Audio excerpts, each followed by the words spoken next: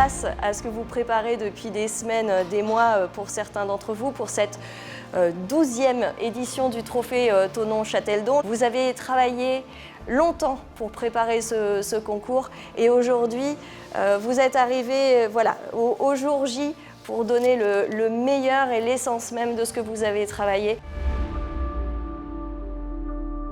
Certes, vous êtes sous pression, ça on n'en doute pas, mais que cette dernière n'est rien d'autre que le trac de l'artiste qui va entrer sur scène.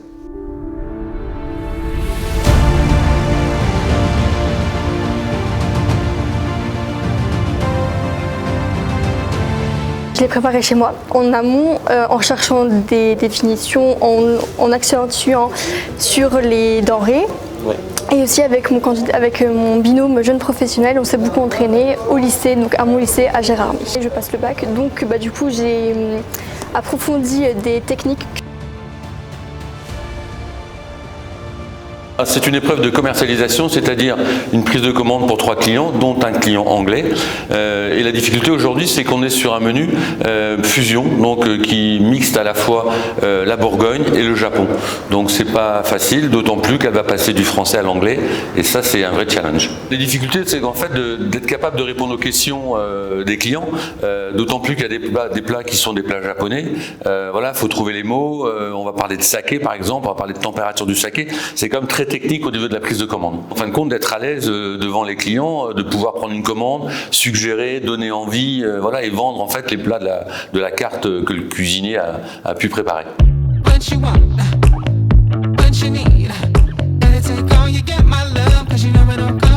Donc l'épreuve, c'est la réalisation d'un cocktail diététique autour du monde, puisque le thème c'est l'harmonie des cultures et fusion des terroirs. Il faut intégrer de l'eau, Thonon ou Châteldon à la préparation.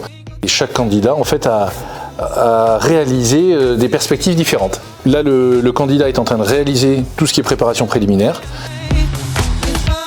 Et nous, il va arriver à 8h pour présenter son atelier et réaliser les cocktails. La priorité, c'est de prendre du plaisir, de faire partager une émotion, de nous raconter l'histoire du cocktail en fait.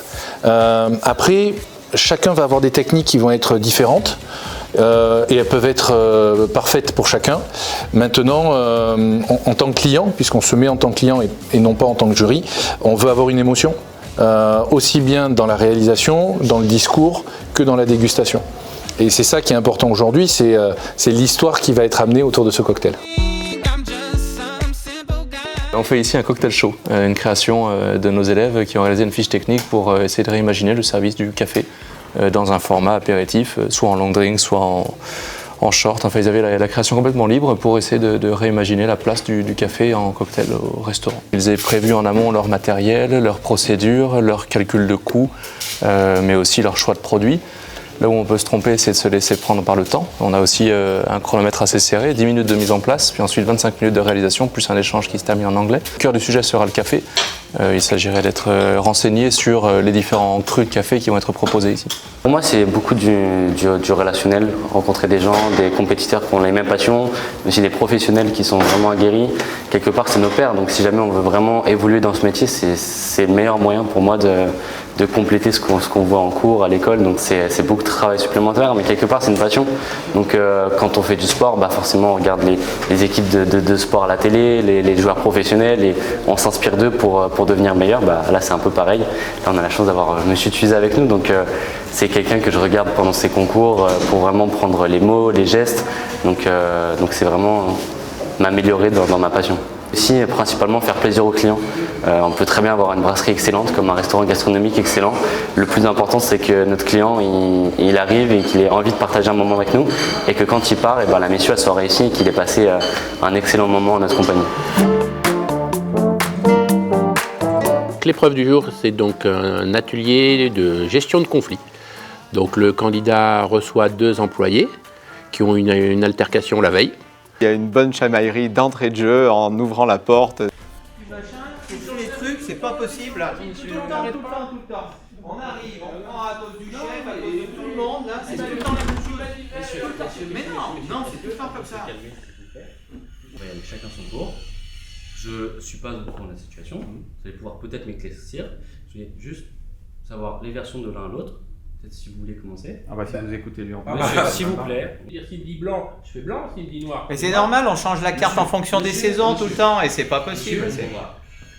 Chacun son tour, on va essayer de rester cordial pour cet échange. Il faut être à l'écoute, il faut trouver son rôle, on va dire, de chef de service, se positionner, être capable de ramener, on va dire, un certain dialogue. Donc hier, le chef a changé au dernier moment. Le problème, comme il arrive en retard, il ne sait pas comment on le range. Avant de venir le matin, essayer de rêver 15 minutes en avance pour savoir ce qui change. On sait qu'effectivement, on a un chef qui change régulièrement les plats, qui change régulièrement les assiettes. Alors, il faut faire avec. C'est des situations qui arrivent, on va dire, pas tous les jours, mais qui arrivent de temps en temps dans une entreprise, donc il faut être capable de les gérer. L'épreuve consiste à préparer son matériel en vue d'une décantation d'un vin. Le vin qui a été choisi cette année, c'était un château de Dracy en Pommard. On met en avant le parrain Xavier Tuzat qui est bourguignon. Est-ce une bonne idée de mettre un Bourgogne en décantation? Il y aura un vaste débat là-dessus. Donc le candidat arrive, prépare son matériel. Une fois que son matériel est prêt, client accueilli, il procède à la décantation. À la suite de la décantation, on a pu voir toutes les étapes qui étaient sur la décantation, on intervient. Et il doit réaliser une analyse sensorielle avec les 3 examens visuels, olfactifs, gustatifs, conclure sur le vin, et tout ça en 35 minutes. Donc une épreuve très compliquée, très compliquée.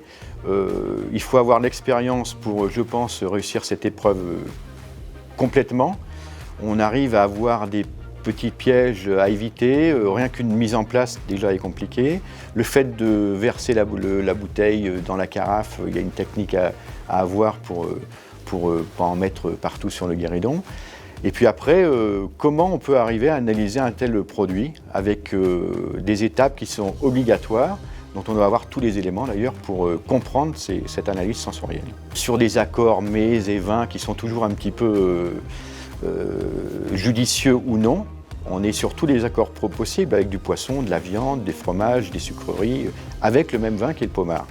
Donc ça reste quand même une épreuve très très technique.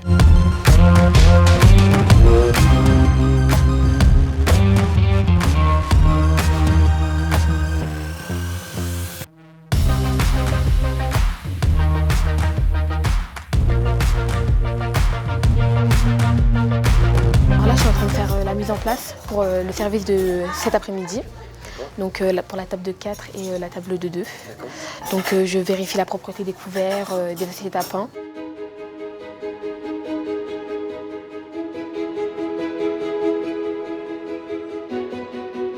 C'est un trophée assez unique en France puisque c'est l'association d'un élève et d'un professionnel.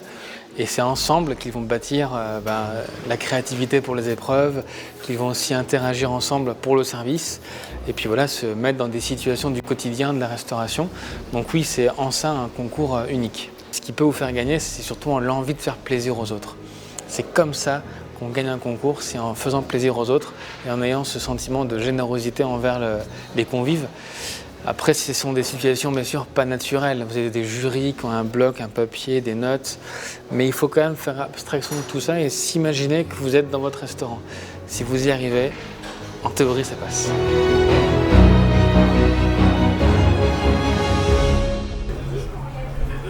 On dresse 2 heures, Muret.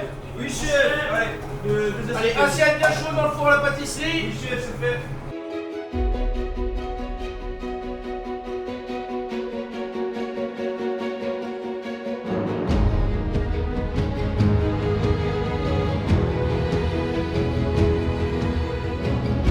Pour l'épreuve de restaurant, il y a plusieurs pièges qui étaient quand même tendus aux candidats, notamment au service des vins, des boissons, des apéritifs, mais aussi des découpes en salle, la découpe de la volaille en demi-deuil, qui fait quand même partie des grands pièges.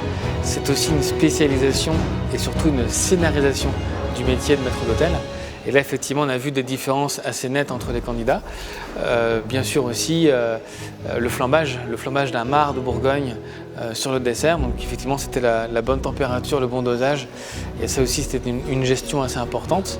Et puis surtout, voilà, c'est régularité dans le service, questionner les clients, créer de l'interaction avec les clients, créer des discussions, créer surtout des moments de partage. Ça, c'était aussi très recherché dans cette épreuve. Mais évidemment, voilà, je pense que ça s'est vu, hein, ce sont des jeunes passionnés, passionnants. Et c'est ce qui me rassure aussi pour la suite, c'est de voir cette brillante succession qui arrive. Moi, ça fait 20 ans que je fais ce métier, et ça fait 20 ans que je joue, que je ne travaille pas, je joue. Et tant que ça reste un jeu, voilà, la passion est là et l'envie de bien faire, la curiosité, il faut être toujours curieux de ce qui se fait, curieux des nouveautés. C'est un métier qui est un petit peu comme un jeu d'acteur sur scène. Lorsqu'on monte sur scène, on a un texte qu'on doit réciter, mais parfois, tous les sons ne sont pas pareils, le public n'est pas le même, ça réagit différemment. Donc c'est la même chose pour un maître d'hôtel, le restaurant et sa salle de spectacle. Et donc c'est une carrière de comédien qu'on a. Je souhaite encore longue vie parce que c'est un vrai beau trophée, c'est une ligne au palmarès très importante. Vainqueur du trophée Tonneau Châtelet-Don, c'est toujours une ligne au palmarès assez époustouflante et qui pour nous veut dire beaucoup en tant que recruteur. Donc oui, dès que je vois un élève qui a participé à ces concours, participation, finaliste, lauréat, je me dis il y a une audace, il y a une envie de bien faire, il y a une recherche de l'excellence.